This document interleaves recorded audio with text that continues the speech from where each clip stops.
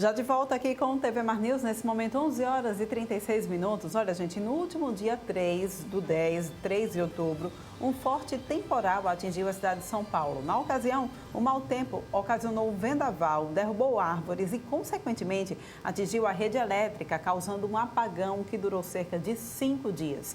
Segundo informações do site G1, 2,1 milhões de endereços ficaram sem energia na capital e na região metropolitana. E os problemas, é claro, começaram após um temporal com fortes ventos.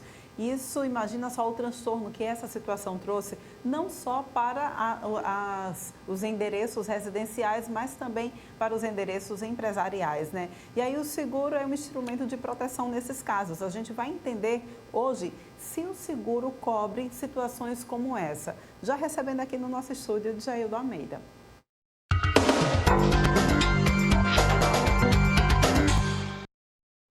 A gente agora vai entender porque esses casos parece que vêm se repetindo bastante. A gente teve esse caso do apagão, que atingiu realmente muitas pessoas na região de São Paulo. A gente teve casos também de enchentes, casos daquela ressaca. Em um caso foi ressaca, outro caso foi um tsunami meteorológico. A gente fica, e aí? Como é que o seguro se comporta numa situação como essa? Djaildo, então, quais são as principais coberturas dos produtos residencial, condomínio e empresarial para uma situação como esse caso lá em São Paulo? Bom dia, Paulane, bom dia a todos que nos acompanham.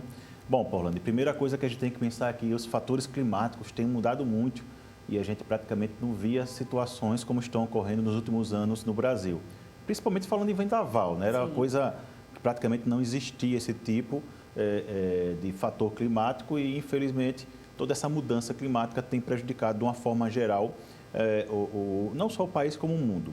E aí, a questão do seguro, a gente traz à tona porque houve um prejuízo enorme com relação a essa região de São Paulo. Foram mais de 2 milhões de casas, residências e empresas, comércios, pequenos comércios que foram afetados, afetando a grande região de São Paulo, região metropolitana praticamente inteira, por 5 dias. Tá? Não foi só um dia, gente, foram 5 dias. No último dia, praticamente, ainda tinha praticamente metade, ainda existia metade dos comércios que estavam sem luz. Então, 5 dias sem luz, 5 dias sem receber cliente, 5 dias sem faturamento. Então, o seguro ele serve justamente para isso. O seguro ele é feito para proteger o cliente, para ter esse tipo de amplitude nas coberturas e evitar esse tipo de aborrecimento. Então, no caso dos seguros, seja ele residencial, principalmente no caso de empresarial e condominial, você tem algumas coberturas que servem para dar proteção para isso. Então, eu tenho dentro da cobertura básica, a cobertura incêndio, raio explosão, mas eu tenho como cliente que contratar danos elétricos também e a cobertura de lucros cessantes também, que aí vai dar a garantia, no caso do dano elétrico por mais de 24 horas, daquele material que eu perdi. Você pense num pequeno comerciante que tinha X quilo de carne e frango, que perdeu tudo. Pois é, né? É muito comum a gente ver esses mercadinhos de bairros sempre, exatamente nessas regiões. E aí a gente fica se perguntando, vamos supor, uma sorveteria, um local, um frigorífico que precisa manter todo o seu material, todo o seu produto refrigerado sem energia elétrica. Como fica numa situação dessa? Pois é, Paulane. Então, assim, foram 5 dias que praticamente se perdeu tudo. Você tocou um assunto, uma sorveteria, né? Então, imagine o prejuízo que esse pessoal teve. Então, se ele fez um seguro bem feito, tá? Ele vai ter essa cobertura de danos elétricos, a de lucros cessantes, né? Que ele vai receber esse valor que ele perdeu. Agora, se ele não tem, como a gente fala muito aqui, sente e chora, porque, eu vou pedir ressarcimento à companhia energética. Beleza, você vai receber algum dia, mas vai receber. Você vai ter dor de cabeça com o processo, você vai ter dor de cabeça com a espera e, infelizmente, nessa situação você não pode esperar, porque você não tem o capital, muitas vezes por ser pequeno, suficiente para repor aquela mercadoria, porque você perdeu tudo. Você não tinha como sair correndo, principalmente, como você falou, sorvete, carnes, etc. Então, a gente sempre vem falando aqui no quadro que o seguro ele é a proteção patrimonial. Então, nesse sentido, é mais ainda, porque você deixa de perder aí toda a sua mercadoria e evitar uma dor de cabeça enorme. Sem falar os dias não trabalhados dos funcionários, que você tem que pagar os funcionários ainda. Agora, Jaildo, em casos, por exemplo, aí esse caso serve tanto para a situação empresarial quanto para a situação também residencial. Em caso de danos causados aos eletrodomésticos, né? Qual é o primeiro passo que o consumidor deve adotar? Olha, teve essa situação, eu perdi a minha geladeira, eu perdi o meu ar-condicionado, minha televisão, e a gente sabe que a gente está falando de aparelhos que não são tão acessíveis assim. A gente precisa de planejamento para conseguir comprar. Pois é, hoje na vida nada é fácil, inclusive equipamento eletrônico que está caro. Então, quando acontece uma situação dessa, o primeiro passo é acionar a companhia elétrica. Mesmo você tendo seguro, você tem que acionar a companhia elétrica para gerar um número de protocolo do atendimento. Tá? A companhia vai cobrir? Vai, mas a própria seguradora ela pede que você acione via protocolo. Tá? Posteriormente, você aciona o corretor de seguros vai dar todo o procedimento. Exemplo, você vai precisar de um laudo, caminhar a geladeira para fazer um laudo, e com esse laudo a companhia vai providenciar o pagamento. Tá? Então, aí tem um processo para dar a entrada e o corretor vai dar todo esse auxílio para que o cliente ele consiga receber o mais rápido possível aquele valor, tá? Referente àquele eletrodoméstico que foi danificado. Agora, quando a gente faz essa contratação do seguro, digamos, seguro residencial, o dano elétrico ele não está cobrindo, né? Ele é um adicional, é isso? Como é que a gente faz, então, para fazer essa contratação? Isso. Quando você faz o contrato, você tem aquela cobertura básica, que é a cobertura de incêndio, raio, explosão e algumas companhias que é de aeronave. E, fora isso, você tem aquelas coberturas adicionais, que a gente sempre fala. O danos elétricos é uma, responsabilidade civil, por exemplo, né? A própria, no caso de empresa, você pode incluir a questão de ressarcimento por lucros cessantes, né, que a gente fala de lucros cessantes por conta de um dano elétrico, uma paralisação. Então, algumas coberturas elas são adicionais e devem ser contratadas. Lembrando que o ideal é que você identifique o que é essencial para você, para a sua casa, por exemplo, para a sua empresa. Um exemplo, hoje seguradoras têm dentro do seguro residencial cobertura para subtração de bike. Né? Dija, vale a pena, você tem que verificar se aquela subtração de bike é só interna ou também ela vale para cobertura externa. Então, você tem dois seguros, né? Quer dizer, um seguro cobrindo dois itens, a sua casa e sua bike. Então, hoje as companhias elas têm uma amplitude de coberturas que é muito bacana você conhecer e entender. E o que a gente sempre fala, a questão da assistência 24 horas.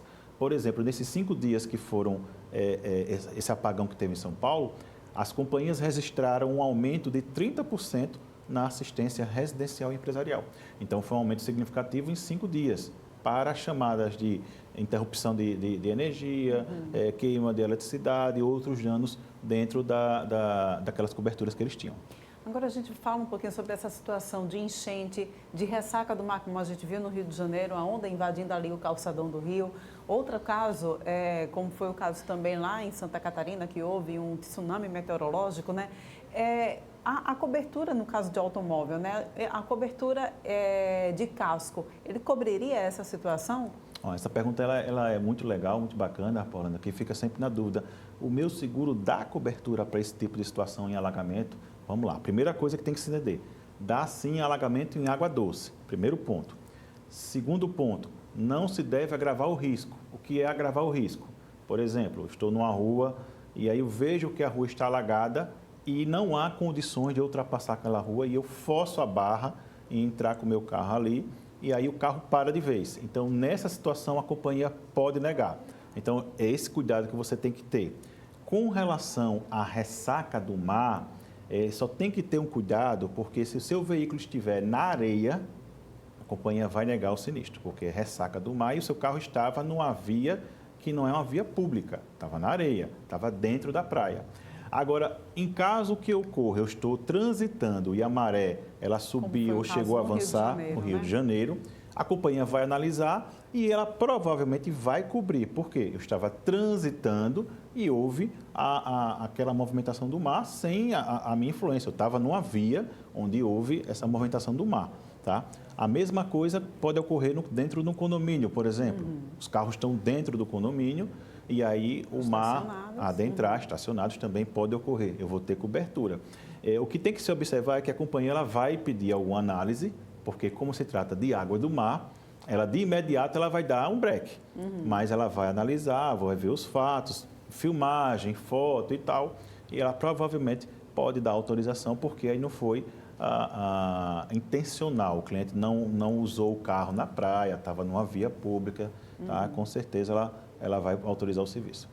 Muito bem, olha, e aí é claro, é sempre importante a gente ressaltar o papel do corretor de seguros, que você já viu, já disse aí pra gente, a seguradora, é claro, vai dar um break nesse momento e não vai querer cobrir porque é essa situação de água no mar. É aí que entra o papel importantíssimo do corretor de seguros para fazer esse meio campo e fazer a coisa ser entendida, né? Com certeza, como a gente sempre fala, o corretor de seguros ele é especialista, então nesse tipo de situação ele vai poder, junto com o cliente, auxiliá-lo nesse sentido, seja no seguro do automóvel, seja no residencial, no empresarial, principalmente quando a gente fala nesses dois últimos, residencial, empresarial e condominial, onde muitas vezes as pessoas terminam fazendo coberturas abaixo ou não incluindo coberturas.